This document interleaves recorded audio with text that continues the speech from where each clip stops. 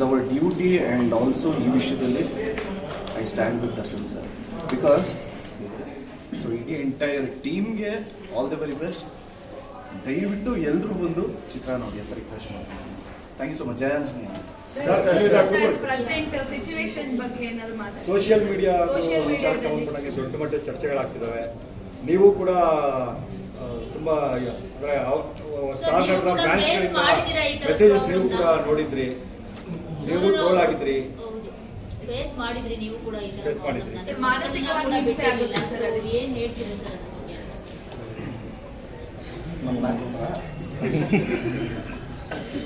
C ಇದು ಸ್ಟಾರ್ಟಿಂಗಿಂದನೇ start ಮಾಡೋಣ.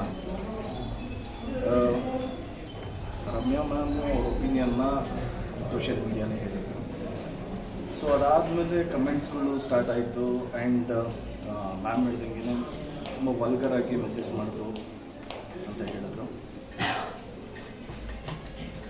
So ಅದಾದ್ಮೇಲೆ ಕಂಪ್ಲೇಂಟು ಕೊಟ್ಟರು. ನಾವೆಲ್ಲರೂ ಅದನ್ನು ಕೇಳೇ ಬೇಜಾರಾಯಿತು. So we are all with Ramya ma'am ಅಂತ ಹೇಳೋದಕ್ಕೆ ಇಷ್ಟಪಡ್ತೀನಿ. ಬಟ್ ಎರಡನೇ ವಿಚಾರ ತುಂಬ ಬೇಜಾರಾಗಿದೆ.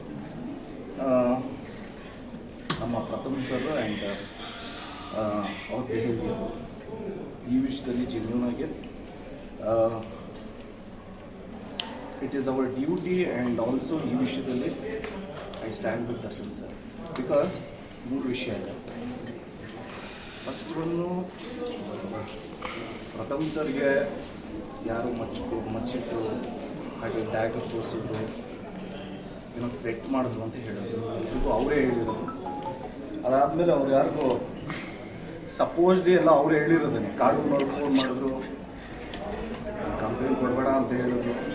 ಅವರು ಕಂಪ್ಲೇಂಟ್ ಕೊಟ್ಟಿಲ್ಲ, ಫೈಲ್ ಮಾಡಿಲ್ಲ. 2 ಡೇಸ್ ಸುಮ್ಮನೆ ಇತ್ತು. ತುಂಬ ವಿಚಾರವಂತರು ನಮ್ಮ ಲಾಯರ್ ಜಗದೀಶ್ ಸರ್ ಪಾಪ ಅವ್ರು ಹೇಳಿದ್ರು ಕಂಪ್ಲೇಂಟ್ ಕೊಟ್ಟಿಡಿ ಅಂತ. ಅದಾದಮೇಲೆ ಮಾತು ಕೇಳಿಲ್ಲ ಅಂತ ಇನ್ಫ್ಯಾಕ್ಟ್ ಪ್ರವೋಕ್ ಮಾಡಿದ್ರು, ಹೆಸರು ಚೇಂಜ್ ಮಾಡಿಬಿಟ್ಟು ಅಂತ. ಐ ಥಿಂಕ್ ಈ ನ್ಯೂ ಫ್ಯೂಚರಲ್ಲಿ ಏನಾಗುತ್ತೆ ಅಂತ ಅವ್ರ ಮಾತು ಅವ್ರು ಕೇಳಬೇಕಿತ್ತು ಅಂತ ಅನ್ನಿಸ್ತು.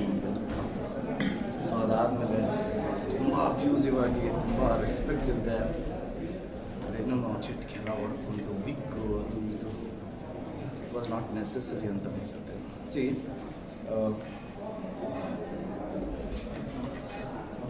ಎಲ್ರಿಗೂ ಮರ್ಯಾದೆ ಅನ್ನೋದಿರುತ್ತೆ, ಎಲ್ಲರಿಗೂ ಅವ್ರಿಗೆ ಆದಂಥ ಸೆಲ್ಫ್ ರೆಸ್ಪೆಕ್ಟ್ ಇರುತ್ತೆ. ಯಾರೋ ಒಬ್ಬರು ಡೌನ್ ಆಗಿದ್ದಾರೆ ಅಂದ ತಕ್ಷಣ ಆಳುಗಳು ಕಲ್ಲು ಅಂತ ಹೇಳಿ ಹೊಡಿಬಾರ್ದು. ಎರಡನೇ ವಿಚಾರ, ಈ ವಿಷಯದಿಂದ ಸುದೀಪ್ ಸರ್ಗೆ ಬೇಜಾರಾಗಿರೋದು, ಶಿವಣ್ಣನ ಬೇಜಾರಾಗಿರೋದು, ಪುನೀತ್ ಸರ್ ಇದ್ದಿದ್ರೆ ಬೇಜಾರಾಗ್ತಾರಿಲ್ಲ, ನಮ್ಮ ಅಣ್ಣನಿಗೆ ಬೇಜಾರಾಗ್ತಾರಿಲ್ಲ, ವಿಜಯ್ ಸರ್ಗೆ ಬೇಜಾರಾಗಿರಲ್ಲ, ಧನಂಜಯ್ ಅವ್ರಿಗೆ ಬೇಜಾರಾಗಿರಲ್ಲ, ಎಲ್ರಿಗೂ ಬೇಜಾರಾಗಿರುತ್ತೆ. ಅಫ್ಕೋರ್ಸ್ ನಮ್ಮ ಸೀನಿಯರ್ಸು ಈ ಥರ ಎಕ್ಸಾಂಪಲ್ ಸೆಟ್ ಮಾಡಿಲ್ಲ. ಅಂದರೆ ಈಗ ಶಿವಣ್ಣನೇ ಆಗಲಿ, ನಮ್ಮ ಅಂಕಲೇ ಆಗಲಿ, ಅನಂತನಾಗ್ ಸರ್ಗೆ ಹಿಂಗೆಲ್ಲ ಕೂಡಾಗಿ ಮಾತಾಡಿದ್ದಾರೆ. ಸೊ ಈ ಥರ ಎಕ್ಸಾಂಪಲ್ ನಮ್ಮ ಸೀನಿಯರ್ಸು ನಮಗೆ ಸೆಟ್ ಮಾಡಿಲ್ಲ. ಈ ಥರ ಎಕ್ಸಾಂಪಲ್ನ ಸೆಟ್ ಮಾಡಬೇಕಾದ್ರೆ ಆ್ಯಕ್ಚುಲಿ ಎಲ್ಲ ಕಲಾವಿದರು ಮಾತಾಡಬೇಕು. ಈಗ ಇದನ್ನೇ ಸುದೀಪ್ ಸರ್ಗೆ ಯಾರನ್ನ ಅಂದಿದ್ರೆ ಅಥವಾ ಪುನೀತ್ ಸರ್ಗೆ ಯಾರನ್ನ ಅಂದಿದ್ರೆ ಎಲ್ಲರೂ ಮಾತಾಡ್ತಾ ಇದ್ವಿ. ಇವಾಗ ಇಟ್ಸ್ ಆ ಟೈಮ್ ಟು ಟಾಕ್. ಬಿಕಾಸ್ ಇದು ಮಾತಾಡಲಿಲ್ಲ ಅಂದರೆ ಇವಾಗ ಒಬ್ಬರಾಗಿದ್ದರೆ ಅಂದರೆ ಜಾಸ್ತಿ ಜನ ಆಗ್ತಾರೆ, ಇದು ರಾಂಗ್ ಎಕ್ಸಾಂಪಲ್ ಆಗಿ ಸೆಟ್ ಆಗುತ್ತೆ. And it is not necessary. ಮೂರನೇ ವಿಚಾರ ಬಂದು ಬಸ್ ಯಾರು ನೀವು ಥ್ರೆಟ್ ಮಾಡಿದ್ರು, ಯಾರು ನಿಮಗೆ ಬೆದರಿಕೆ ಹಾಕಿದ್ರು, ದಯವಿಟ್ಟು ಅವ್ರ ಮೇಲೆ ನೀವು ಆ್ಯಕ್ಷನ್ ತೊಗೊಬೇಕು. ಅದು ಬಿಟ್ಟು ಇಲ್ಲ ನಾನು ಇಲ್ಲಿ ಯಾವುದೋ ಉಪವಾಸ ಮಾಡ್ತೀನಿ, ನೀವು ಬಂದು ಸ್ಟೇಟ್ಮೆಂಟ್ ಕೊಡಿ ಅಂತ ಹೇಳೋದು ಇದೆಲ್ಲ ಒಳ್ಳೆ ಬೆಳವಣಿಗೆ ಅಲ್ವೇ ಅಲ್ಲ ಅಂತ ಅನಿಸುತ್ತೆ. ಏನು ಪ್ರೂವ್ ಮಾಡೋಕ್ಕೆ ಟ್ರೈ ಮಾಡ್ತಾ ಇದ್ರು ಅಂತ ಗೊತ್ತಾಗಿಲ್ಲ. Okay, let's think the other way. What if ಅವ್ರಿಗೇನು ಗೊತ್ತೇ ಇಲ್ಲ, ನಿಜವಾಗ್ಲೂ ಅವರು ಇದರಲ್ಲಿ ಇನ್ನೋಸೆಂಟ್ ಅಂತ ಪ್ರೂವ್ ಏನು? ಅವರೇನಾದ್ರು ಕಳಿಸಿದ್ರ ಹೋಗಿ ತಮ್ಮಗೆ ಥ್ರೆಟ್ ಮಾಡಿ ಅಂತ? ಡೆಫಿನೆಟ್ಲಿ ನನಗೆ ಗೊತ್ತಿರೋಂಗೆ ಆ ಥರ ಮಾಡಿರಲ್ಲ. ಯಾವ ಕಲಾವಿದ್ರು ಆ ಥರ ಮಾಡಲ್ಲ. ಆ್ಯಂಡ್ ವೈ ಪ್ರಥಮ್ ಈ ಥರ ಥಾಟ್ ಬಂದಿದೆ ಗೊತ್ತಿಲ್ಲ. ಓಕೆ, ಏನೋ ಅವ್ರು ಏನು ಹೇಳ್ದಂಗೆ ಅವ್ರು ಬೇಜಾರಾಗಿದೆ, ಏನೋ ಮ್ಯಾನಿಪುಲೇಟ್ ಮಾಡಿದ್ರೆ ಏನೋ ಚಿಪ್ಸು ಅದು ಇದು ತಿನ್ನೋದಕ್ಕೆ ಅಂತ ಅವ್ರಿಗೇನೋ ತುಂಬ ಹರ್ಟ್ ಆಗಿದೆ. ಅವ್ರ ಫ್ಯಾಮಿಲಿಯಲ್ಲಿ ಏನೋ ಒತ್ತಡ ಇತ್ತು. ಓಕೆ, ಬಟ್ ಎಲ್ಲದಕ್ಕೂ ಒಂದು ಲಿಮಿಟ್ ಇರುತ್ತಲ್ಲ. ಇದನ್ನೆಲ್ಲ ನನಗೆ ಹೇಳ್ತಾ ಇರೋದು ಯಾರನ್ನೂ ಮೆಚ್ಚಿಸೋದಕ್ಕಲ್ಲ, ಯಾರನ್ನೂ ಮೆಚ್ಚಿಸೋ ಅವಶ್ಯಕತೆ ನನಗಿಲ್ಲ. ಆ್ಯಂಡ್ ಯಾರ ಅಟೆನ್ಷನ್ ಸೀಕ್ ಮಾಡೋ ನೆಸೆಸರಿನೂ ಇಲ್ಲ. ಆ್ಯಂಡ್ ಇದರಿಂದ ನನಗೂ ಏನಾಗಬೇಕಾಗಿಲ್ಲ. ಬಟ್ ಜೆನ್ಯೂನಿಟಿ ಅನ್ನೋದು ಒಂದಿದೆ, ಫ್ಯಾಕ್ಟ್ ಅನ್ನೋದು ಒಂದಿರುತ್ತೆ. ಆ್ಯಂಡ್ ಆಲ್ಸೋ ಈಗ ಮಾತಾಡಬೇಕು ಅಂತ ಅನ್ನಿಸ್ತು. ಇನ್ಫ್ಯಾಕ್ಟ್ ನೀವು ಕೊಡಲ್ಲ ಕೇಳ್ತಾ ಇರೋದಕ್ಕೇ ಮಾತಾಡ್ತಿರೋದು. ಇಲ್ಲಾಂದರೆ ಇಲ್ಲ, I don't know how to react. But ಏನೇನು ಆಗಿದೆಯೋ ಇದೆಲ್ಲ ತಪ್ಪು. ಪ್ರಥಮ್ ಸರ್ಗೆ ರಿಕ್ವೆಸ್ಟ್ ಮಾಡ್ಕೊಬೋದು ಅಷ್ಟೇ. ನಾವು ಒಂದು ಸ್ವಲ್ಪ ದೊಡ್ಡ ಬ್ರೇಕ್ ತೊಗೊಳ್ಳಿ ನೀವು. ಅಂದರೆ ಬ್ರೇಕ್ ಅಂದರೆ ಒಂದು ಸ್ವಲ್ಪ ಮೈಂಡ್ ಕಾಮ್ ಮಾಡ್ಕೊಳ್ಳಿ. ನೀವು ನಡ್ಕೊಂಡಿರೋ ರೀತಿ, ಚಿಟ್ಕೆ ಎಲ್ಲ ಹೊಡೆದಿದ್ದು, ತುಂಬ ಕೆಟ್ಟ ಮಾತಾಡಿದ್ದು.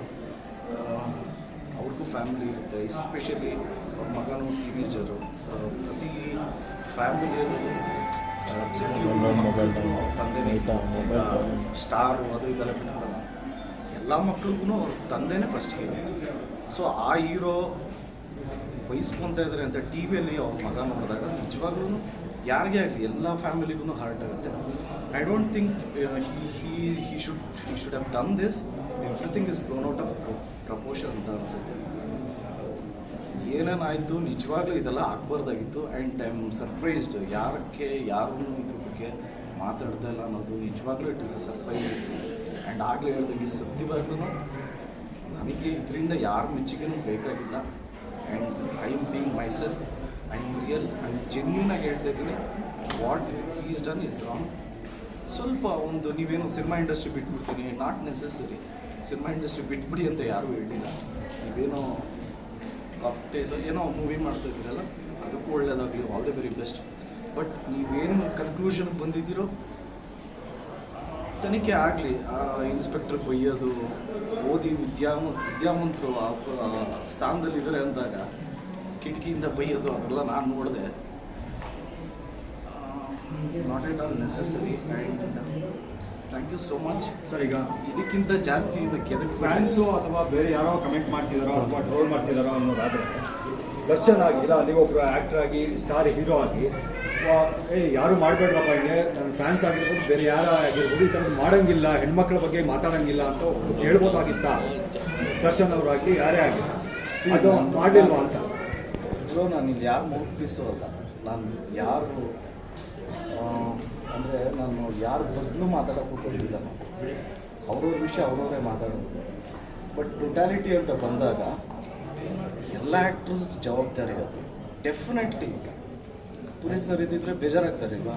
ಆಗಲಿಕ್ಕೆ ಬೇಜಾರಾಗಕ್ಕೆ ಇವಾಗ ಏನೂ ಅನಿಸೇ ಇರಲ್ಲ. ಡೆಫಿನೆಟ್ಲಿ ಎಲ್ರಿಗೂ ಅದು ಹೀಗಿದ್ದಾರೆ ನಮ್ಮ ನೆಕ್ಸ್ಟ್ ಜೂನಿಯರ್ಸು ಅಂತ ಅನಿಸಿದೆ. ಸೊ ಫಸ್ಟು ಬೇಸಿಕ್ ಅನ್ನೋದು ಬಂದಿದೆ, ಅದನ್ನು ಕರೆಕ್ಟ್ ಮಾಡ್ತೀನಿ. ಇದರಲ್ಲಿ ಪ್ರಥಮವ್ರದ್ದು ಅವ್ರದ್ದು ಏನು ಫ್ರಸ್ಟ್ರೇಷನ್ ಇತ್ತು, ಓಕೆ. ಬಟ್ ಇನ್ನು ಮುಂದಕ್ಕೆ ಈ ಥರ ಏನೂ ಆಗಬಾರ್ದು ಅಂತ ನನ್ನ ಒಪಿನಿಯನ್ ಅಷ್ಟೇ. ಓಕೆ ಅಲ್ಲ? Thank you so much. ಜಯ ಆಂಜನೇಯ.